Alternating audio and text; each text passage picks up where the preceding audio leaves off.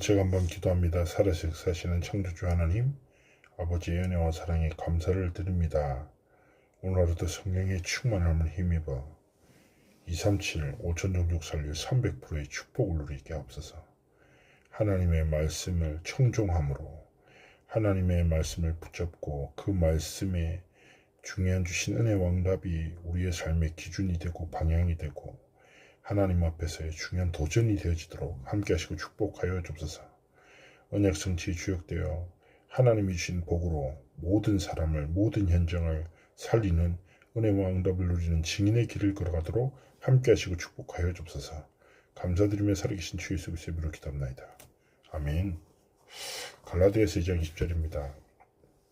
내가 그리스도와 함께 십자가에 못 박혔나니 그런즉 이제는 내가 사는 것이 아니요 오직 내 안에 그리스도께서 사시는 것이라. 이제 내가 육체 가운데 사는 것은 나를 사랑하사 나를 위하여 자기 자신을 버리신 하나님의 아들을 믿는 믿음 안에서 사는 것이라. 반드시 없애지 않으면 안 되는 나의 과거와 상처라는 제목인데요. 우리는 나라는 기준 때문에 상처도 받고 응답도 못 누리는 경우가 많죠. 그래서 가장 먼저 인간의 근본 상처를 알아야 됩니다. 하나님이 에덴 동산에서 완벽한 은혜와 축복을 주셨는데 여기 만족하지 못하고 사단의 거짓말에 속아서 불순종하게 되죠. 불순종이라는 것은 삶의 결과입니다. 그러나 그 시작은 무엇입니까? 불신앙이에요. 불신앙이 심기면 하나님의 것에 감사하지 못하고 하나님이 주신 것을 믿지 못하면 어떻게 됩니까? 불순종이라는 결과값이 나올 뿐입니다. 그래서 뭡니까? 대부분 사람들이 사단의 12가지 올무와 함정과 틀에 완전히 사로잡혀서 살아가요. 진짜 응답받죠. 그러면 나라는 것이 필요 없어요. 왜냐? 하나님이 지으신 참된 나를 발견하거든요. 사람에게 인정받는 것이 아니라 하나님께 칭찬 듣는 그 가치를 깨닫게 되죠. 상관없다니까요. 두 번째는 실제 상처를 알아야 돼요. 내 마음과 생각의 기준이 되어서 자칫해버리면 뇌와 영혼 속에 각인되면 바꿀 수 없어요. 많은 사람들은 본인도 모르는 상처가 가지고 있죠. 본인도 모르는 저마다의 문화 속에서 상처들, 살아오면서 입은 상처, 가정과 가문, 나의 상황과 사건으로 인해서. 근데 중요한 건 뭡니까? 상처 없는 사람이 있습니까? 없죠. 모든 사람에게 상처 있어요. 저도 상처 있습니다. 모든 사람 상처 있어요. 근데 중요한 것은 무엇입니까? 상처를 사단에게 빼앗기면 일생의 올무가 돼요. 상처 따라 살면 어떤 결과, 어떤 열매를 맺겠습니까? 또 다른 상처를. 전 현장에서 상처에 사로잡혀 살아가다가 큰 사건과 사고를 일으킨 사람도 많아요. 그래서 하나님 앞에서 진짜 하나님의 뜻과 계획을 발견해야 되는 겁니다. 첫 번째 뭐예요? 뿌리예요, 뿌리. 과거 상처의 뿌리는 창세기 3장 6장 11절이죠. 결국에는 사단의 거짓말에 속다 보면 하나님 떠나 내 피림이라 문화. 모든 게 뭐예요? 육신 중심, 물질 중심. 내 피림 시대의 가장 대표적인 특징이 하나님의 아들들이 사람의 딸들의 아름다움을 보고 속아요. 선택해요. 결국 어떻게 됩니까? 계속 무너지는 삶을 사는 거예요. 과거 상처가 치유되지 않으면 결국 모든 문제의 통로가 돼요. 이 통로를 치유해서 온전한 삶을 살 수 있어야 됩니다.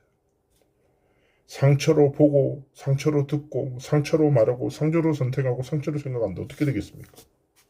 그게 지속된다고 생각해요. 병드는 거예요. 결국 상처는 뭡니까? 두 번째 속임수예요. 사단의 거짓말. 어떨 때는 잠시 성취감으로 광명한 천사처럼 우리를 속이기도 해요. 결국 바울은 이야기합니다. 우리의 싸움은 사탄과의 싸움이야. 영적 싸움 하지 않으면 우상에 빠지게 돼. 사단의 속임수에 속을 수밖에 없어요.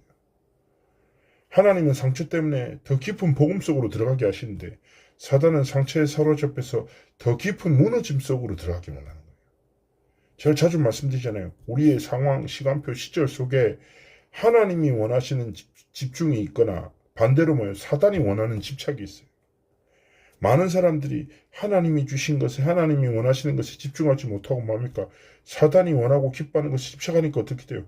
더 깊은 속임수에 빠지게 되는 거예요. 그래서 갈라디아서 2장 20절 말씀을 붙잡아야 돼요. 그래서 나는 죽고 그리스도께서 내 안에 주인 되는 답을 얻어야 돼요. 그리고 갈라디아서 2장 10절을 보면 후반에 뭐라고 합니까? 내가 죽는다고 죽여집니까?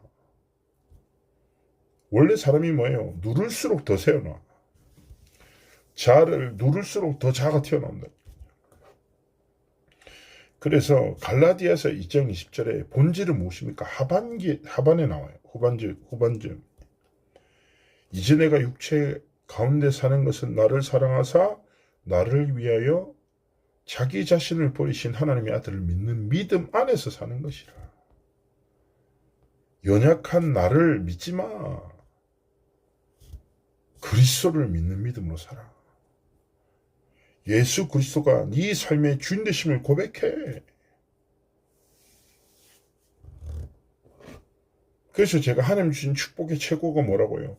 그리스도를 보내사 구원하시고 하나님의 자녀로 삼으셨고 우리를 전도자로 부르셨구나. 이게 하나님이 주신 축복의 모든 것입니다. 그래서 무엇입니까? 상처를 벗어나는 가장 좋은 길은 뭐예요? 하나님이 주신 것에 감사하는 거예요. 나한테 없는 거, 나한테 아픈 거에 집착하지 말고 하나님이 내게 주신 은혜를 기억하고 하나님의 사랑을 고백하고 하나님의 복음의 완전함을 고백하고 연약하고 흔들리고 상처 많은 내가 내 인생의 주인이 아니라 이런 나를 사랑하사 구원하시고 하나님이 나를 하나님의 자녀로 삼으시고 내 삶과 모든 여정의 주인 되시구나. 딱 이거 붙잡고 뭐합니까? 아무것도 염려하지 말고 빌립보서 4장 6절 7절은요. 오직 모든 일에 기도와 간구로 너희 구할 것을 감사함으로 하나님께 아뢰라. 그리하면 지극히 뛰어난 하나님의 평강이 그리스도 예수 안에서 우리의 마음과 생각을 지키실 것이야. 감사함으로 내 삶의 주인 되신 그리스도를 바라보고 하나님께 나아가시길 주 예수님 축복합니다. 이제 예배와 기도를 통해서 힘없고 하나님 나라를 구하고 하나님의 나라 일이 이루어지도록 기다리면 돼요. 예수님께서 3년 동안 제자들을 가르치셨죠. 무엇입니까? 하나님 나라의 오순절, 참된 예배, 말씀과 현장. 하나님 앞에서 정말 승리의 여정을 걸어가시기를 주 예수님으로 축복합니다. 오늘도 그리스도를 굳게 붙잡고 승리하는 은혜의 날 되기를 축복합니다. 기도합니다. 살아서 역사하신 하나님, 아버지 은혜와 사랑에 감사를 드립니다. 하나님 오늘 우리의 하루를 통하여 영광 받으시고 하나님이 주신 참된 복음의 가치를 이 비밀을 깨달아 상처가 아니라 은혜를 아픔이 아니라 하나님의 깊은 사랑을 깨달아 모든 한계 상처를 넘어서서 이 모든 것이 하나님의 은혜구나. 나의 나된 것이 하나님의 은혜구나. 내 과거도 은혜고 오늘도 은혜고 미래도 은혜구나. 하나님 앞에 결론 내리는 증인의 길을 걸어가도록 함께 하시고 축복하여 주옵소서. 감사드리며 살아계신 주 예수 그리스도로 기도합나이다. 아멘. 오늘 하루 승리하시기를 주 예수로 축복합니다.